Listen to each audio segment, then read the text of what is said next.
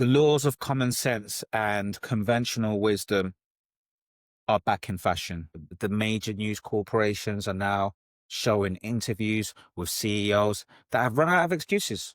They've run out of excuses and they're finally telling people, look, people just don't have the money to spend. So that's what this episode's going to be about. So I'm going to run through the cracks that are showing. And I don't want a recession, but I just think the more time we spend not addressing the ugly elephant in the room, the worse this economy is going to get. I'm a Warren Buffett fan. Here we have a powerful saying which encapsulates what this episode's going to be about.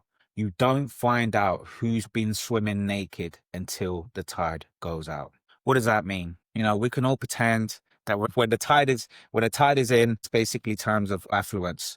Everyone is looking good. It looks like everyone's safe. Everyone's covered. But when the tide comes in, which is when we get to see what's really ripping in, you'll find out who's in a great economic position and who's just been winging it all along. You can be doing dumb things and not know it in reinsurance, and then all of a sudden wake up and find out the money is gone. And it's what people found out. I used that line in the report a year ago. It's what people found out that were speculating on bonds with low margins recently. That, you don't find out who's been swimming naked until the tide goes out. And essentially, that's what happens in reinsurance. You really don't find out who's been swimming naked until the wind blows. So here he's using that, say, in reference to the insurance business. Obviously, they had some companies that had really kind of fallen in 1994, and that's what he's referring to there. But honestly, you can't cheat good financial practice. I want to talk a little bit about what a tide really represents. How do we find ourselves in a position where we show affluence, and then when things get slightly tough, we completely crash and everyone around us is shocked? But 1 minute you were going to Dubai, 1 minute you were driving expensive cars. How is it that you've now gone bankrupt? What happened? I thought you owned your home, etc., etc. And I think with the theme of going back to conventional wisdom and that being fashionable, I think a good starting point would be to review Maslow's hierarchy of needs. It's a pyramid that really explains our different categories of needs that we have, and it's just one mechanism. There's loads of people that can critique it, and other alternative models of showing what motivates humanity and what their needs are. However, this is just one way of really looking at it, and I think it's definitely one of the most popular ones. Maslow's hierarchy of needs states that at the very bottom, the foundation of what we need to survive, to be alive, is the obvious physical needs. Air, the ability to breathe, the ability to drink, nourishment, food, shelter, being able to be protected from environmental changes, clothing, just being able to cover ourselves, and the ability to reproduce. These are the baselines for humanity to continue. But then going above that, what else do we need? What does safety needs mean? So there's our personal security, that we're not killed. Okay, so the human race is going to be fine, but we personally want to be safe. We need mechanisms by which we can produce the resources or access the resources in order to survive. So employment, most of our economies are based on trade. So we need employment so that we can trade with other individuals and cover our basic needs. We need resources, we need health. And most of the time, in order to secure that we always have shelter, we're not just going from as nomads looking for something to cover our head, we tend to aspire towards property. The third element is we're not just driven by our physical needs. We're also driven by our needs of love, community, family, connection to people. That's obvious. But now we go into other elements that, to be honest, are not, whilst they're very important to all of us, they're not critical for our day-to-day survival. So esteem, respect. We can lose our self-respect, breathe in air, breathe out, live at home, whatever, and still survive for decades. Not saying it's not important, but there are loads of people with low self-esteem that still survive day to day. Self-esteem is super important. It's amazing to live a life with self-esteem, but it's not that critical resource. Status. Many of us go throughout our whole entire lives with relatively little status or recognition from anyone.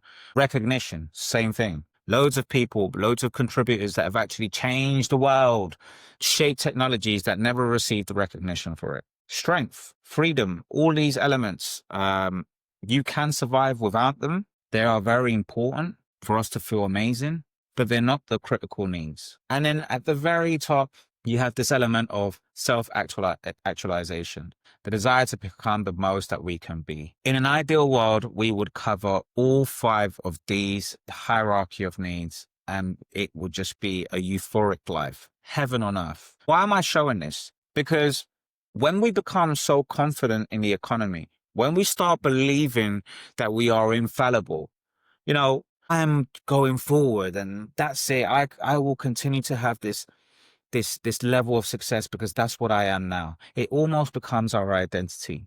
Because we feel secure, our esteem element is growing. Our status element is growing. We tend to feel like these physiological needs of air, water, food, shelter, sleep, clothing, reproduction are always going to be a given. That safety need, that personal security, well, of course I'm going to be secure. I make money. That's what I do. I'm a go-getter. I always make something out of nothing. You get that confidence. The employment, you feel like you're always going to be employed. There's always going to be resources. And well, I'm young, so health is just a given. You never really think about it until you actually start getting past a certain age. And property, well, property, of course I'm going to get that. I'm going to make lots of money. You may get a mortgage. Oh, that's fine. I'm a property owner. That's it. It's done. It's always going to be given because I'll always be employed. So we tend to kind of relax a little bit because our self-esteem based on our career and everything starts to grow. And we start to think that that's a given. The love and belonging is always a constant. It's a very spiritual aspect, which I'm not going to touch on too much on this episode. What I am going to touch on is how esteem sometimes steers you away from ensuring that you're secure in that safety needs category and those physiological needs. And actually, how this element of self-actualization paired with esteem can make you abandon the 2 baseline hierarchy needs, which can then result to you swimming, the tide going in, and you being left absolutely naked. So let's look at this case study of this gentleman that really there's loads of cases on the internet of people explaining how they were making 6 figures only a couple of years ago, and they've been left with absolutely nothing. There's not just debt, some of them even to the level of homelessness. And what I'm about to show is a story of a gentleman in, I believe it's Singapore, where he's going to explain how he was making $180,000 a year, and only a few years later, he was left absolutely homeless, poor, on the streets, and had to rebuild his life.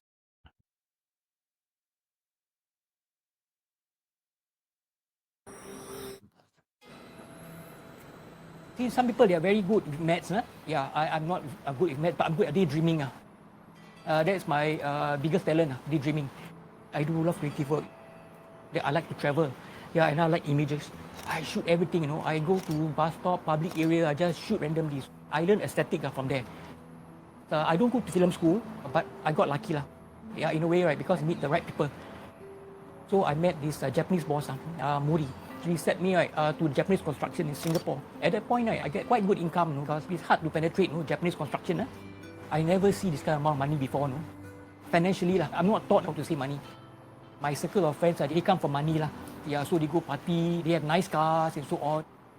I was influenced by my surrounding. Then I got to watches like Omega. Well, there we go. So now we've gone from, I got my lucky break. I didn't even study film. I've been given an opportunity to make films, photos of very, very luxurious properties in Singapore, to take these photos in the construction trade. And rather than securing the second stages of our needs, he's gone from some of the physiological needs being met to skipping the personal security and the property piece. So all the safety needs, now we won't double down on that or triple down on that.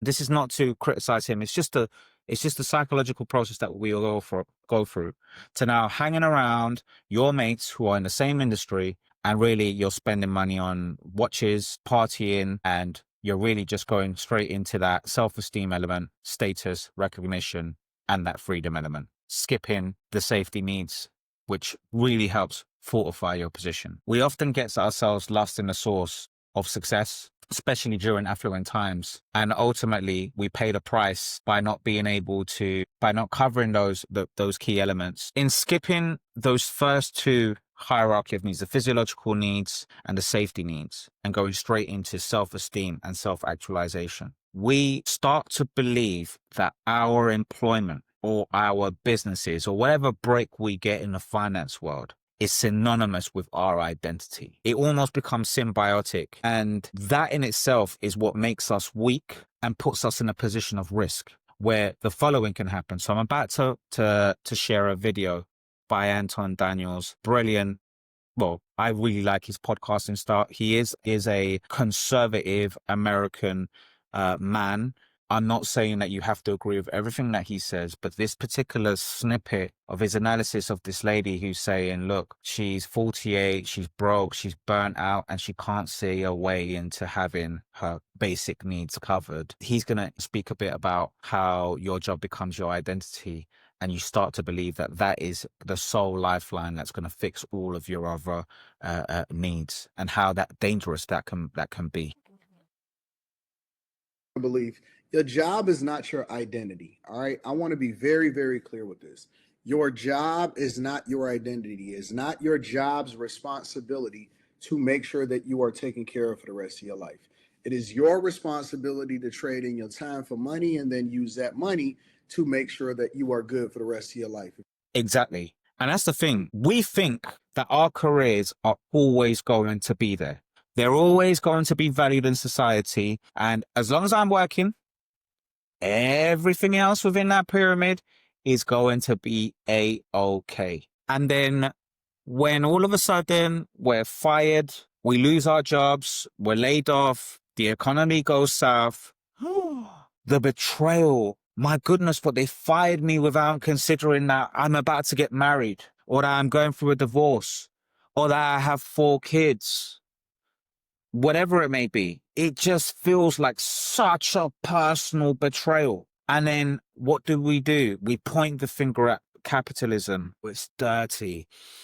Oh, companies only think of themselves, etc., etc. And I'm not saying that, I'm not here to defend the corporate culture or say that capitalism can't sometimes go too far and just being only capital-led and abandoning social needs. That's not what I'm here for. But we have our own responsibility to take care of those two bottom parts of that pyramid of Maslow's hierarchy of needs, our physiological needs and our safety needs. That's our responsibility. Work isn't going to guarantee that that's covered. And when they think of cutting costs, when they think of doing their operations, our personal lives aren't part of their business planning. So we can't become the identity. Identity can't be synonymous with our jobs. The job is an instrument. And no matter how many interviews you go to and they say, hey, why do you want to join our company? And we have to lie through our teeth and say, it's because of the environment. It's because you're innovative. No. Ultimately, we are here because there are those 5 elements in that pyramid. And I'm at this stage in my life where I haven't guaranteed my physiological needs. I haven't guaranteed that I have a strong nest egg to cover my safety needs under bad conditions, let alone great economic conditions. And I'm here to secure that first. That's what you got to tell yourself, so that you don't find yourself in a situation when you're 48 and you're this exposed, literally to the point where you could be living on the street. It's that disconnect that's really missing from our narratives in the media. And it's coming now. The sad thing is, it's come too late. There's no point of putting so much attention on this when we're about to go through a dark age in our economy that could last 2 or 3 years, sometimes even 10 years. Would have been great if we were pumping this message when there was affluence and people could actually do something about it. Now, I'm going to move on to something that has shocked. Apparently, it's shocking news. And this is when you know that we are really getting into a state where that tide is going in. And obvious news is almost like shock news. So the CEO of McDonald's has gone on camera and said, there's a 2-tier economy. There's a band of people that are affluent and they're still able to buy our burgers at whatever price point we throw at them. And there's poor people or not so well off people that are very, very sensitive to interest rates. They are very, very sensitive to the changes in the economy right now. And not only are they not buying our meals, they're skipping meals altogether and eating at home. Shock horror. And here we have these pundits that are completely confused as to why that CEO did not declare this earlier. The CEO of McDonald's, Chris Kempinski, is warning of a two-tiered economy as the fast food giant brings about its extra value meals this week, trying to attract budget-conscious customers. He says that middle and lower-income consumers aren't loving it. They're under a lot of pressure right now. Traffic is down double digits, and many are skipping meals or only eating at home. But it's the opposite story for the upper class. Snooty snoots. They're feeling good and splurging on luxury items and travel. Well, I'm not sure about this upper class. How many upper class people are eating McDonald's? That doesn't make any sense to me. But anyway, we'll press play on this. Rick Reeder, the head of fixed income at BlackRock, made this point a week or so ago. He said that it's the lower income who are interest rate sensitive because the Federal Reserve have not cut interest rates, who are really struggling. The high income is fine, but it's... So yeah, if interest rates go up, lowering the mobility rate that people have in being able to spend out and the free cash flow that they have available to them. What I'm about to play, where this lady speaks, this is the bit that really, really gets me surprised. Like, you know, these are people that are paid a lot of money to be on TV and give insights about the big money. And listen to the questions she's about to ask. Making it up, but this problem should have arrived earlier. Yes. And now they're using it as an excuse to say... I'm highly skeptical of this. And you touched on this. Like, the guy's late. He's late to the party. And I'm wondering, well, why is he so late to the party? Because actually, this... So why is the CEO late to the party in actually admitting that there is a tier 2 economy and that there's poor people that can't afford to buy their burgers, which is going to result in sales going down? I wonder why. Could it be because he's running a company and he has shareholders to care about, and there's absolutely no incentive in him saying something that's going to get his stock to crash and lose money for his shareholders? I wonder, why would someone to say that his business is not as great as people think it is before the time that he actually absolutely has to say it? The only reason why the CEO is saying this now is because he's prepping. He's seen the numbers and he knows that the next numbers that he's going to have to provide next quarter are going to tank it. So we might as well give people the warning shots now so that maybe he can steer the ship to something that's a bit more manageable. There is now absolutely no room. Maybe last year he didn't say it because he could get a bit more profitability from McDonald's by making some adjustments on spend, maybe optimizing, firing people, getting a bit of AI on there. Maybe I could survive another year without people realizing that this isn't as profitable as people may think it is. Maybe the year before that, they did so many changes, but now there is absolutely no room. They've run out of ideas, and the truth is the truth. Now it's time to address the elephant that's always been in the room for the last 4 years, which is there's a tier 2 economy, and people now really can't afford what we're selling. Problem was acute 3 years ago. 3 years ago, this guy should be saying the combination of high inflation and high regulation is going to wreck the low-income consumer, one, because it costs too much to live, and two, because it keeps them in that spot. Their wages don't grow. They never get out of the space that they're in. So now these guys come out, and I agree, Trump changed the game, and I think all of them are like, okay, what do I need to say now to sound like I'm in touch with my consumer? And that bothers me a little bit. These guys need to be speaking out before it's politically advantageous to do it when they're right. Courage in the boardroom, I don't think. But that would have invited from like this previous, they call the Trump DOJ and these organizations. They're not here for social cohesion. They're not here to tell people the truth. They're here to keep the value of their stocks up and to continue running the company and making sure that no one panics. That's their job. So why are we leaning on them to tell us that things are not as good as they're all pretending it's going to be. Why do we trust these pundits? Why do we trust these CEOs to steer us into prioritizing what we know we need to prioritize? Stick to the common sense. If I do not have my physiological needs and my safety needs covered, I don't need to be investing in the self-esteem and the self-actualization a module of my hierarchy of needs. It really is that simple. But no, because I listen to these type of CEOs, because I believe that money is easy to make, and that this cash cow or this stability, job stability that I have, it's only going to go up and up and up because the economy is going up and up and up. Oh, I can press pause on my safety needs, and I'll invest a little bit in the self-esteem. Maybe I can look good. You know, you're only young once. Maybe I'll try that self-actualization because those other two baseline needs, they're going to be covered. So here, Patrick Boyle, if you haven't subscribed to him, please do. He was a trader. I think he then became a professor. He's written a book about the trading floor. This guy is a proper analyst. I mean, for me to make an episode, I could only aspire to make content as well researched and explained as he does. He really comes in hard with his facts. And it's almost like every single post that he does is like a university paper. That's the way it feels to me. So here he's actually covering, is this the golden age of fraud? It's a rhetorical question. Of course it is. And what he's about to explain is how we found ourselves in this era of believing that we can make money so easy. What really kicked this off? How did we think that maybe we were bigger than our jobs? Maybe we didn't need our jobs and that we can reach that self-actualization much quicker than we could? All sorts of passive income scams promising massive returns in a short period of time.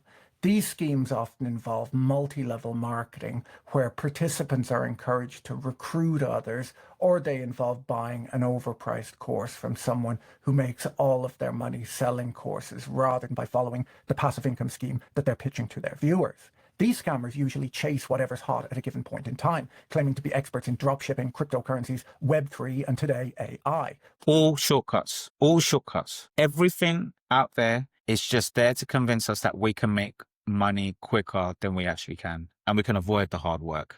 Where they'll tell you how they turned $100 into $1 million in a month, getting stock tips from ChatGPT, an AI autocomplete chatbot. Passive income doesn't really exist. The vast majority of these passive income strategies are at best misrepresented and at worst completely fabricated to prey on the financially desperate. We think about passive income because we don't want to work. Like the truth is, we want to live in that self-actualization. We want that esteem element. And sometimes we can't wait for it.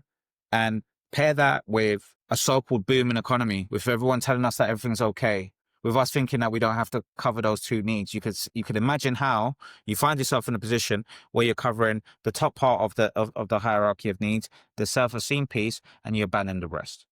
And then pair it with a bit of this scammer mentality, and you're really in for a recipe for disaster. And that's the thing, right? If we think about actually doing business ventures, this whole idea that we can just create a business venture just from the top of the dome and then just roll something out and it's going to be extremely profitable with very, very little capital. Well, I hope that the idea that you found from the top of the dome was a cure to cancer, or how to solve the crisis of war that's happening right now. If you've got that idea, you may be able to turn $100 into a multi-million-pound scheme. But in reality, hardly any of us are that smart. A recent video by Tom Nicholas argued that a lot of today's passive income scams can be traced back to the publication of Tim Ferriss's book, The 4-Hour Workweek, in 2007. The book came out right as the financial crisis was hitting and spent 4 years on the New York Times bestseller list, was translated into 40 languages and sold over 2 million copies. It was influential. While Ferriss didn't pitch a get-rich-quick scheme, it can be argued that he pitched a get-rich-easy scheme. It was right there in the title. You only needed to work 4 hours a week if you followed his recipe for success. The financial crisis put a lot of people out of work, and the jobs that were lost were middle-income roles, which people often replaced with lower-paid service sector jobs and side hustles. The 4-Hour Workweek really spoke to this group, who felt that they could possibly earn more money while working fewer hours. So yes, I remember the 4-hour work week. This came out just before the last financial crisis, the housing market crisis, and you start to see these whole elements of, hey, do it yourself. It's very easy, just before a bubble or straight after a bubble has been popped. And where does that come from? Well, another trend in the YouTube space right now is entrepreneurship, and that hustle mentality has been a scam. It's been a waste of time. It used to be that people used to set up businesses because, like Patrick Boyle said, they had £1 million.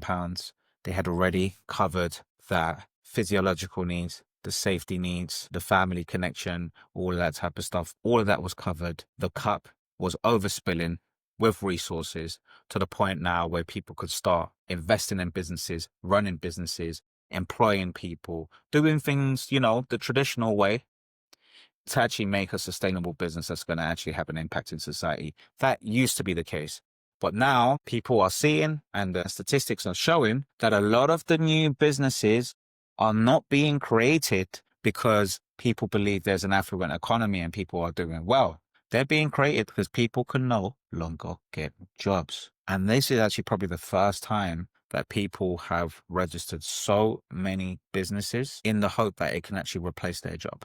And it's not because people are confident of the economy, it's because they're desperate. Shout out to this other channel, very well researched. It's How Money Works. And this particular episode says poor people are starting lots of new businesses and it's destroying the economy. Saying the opposite.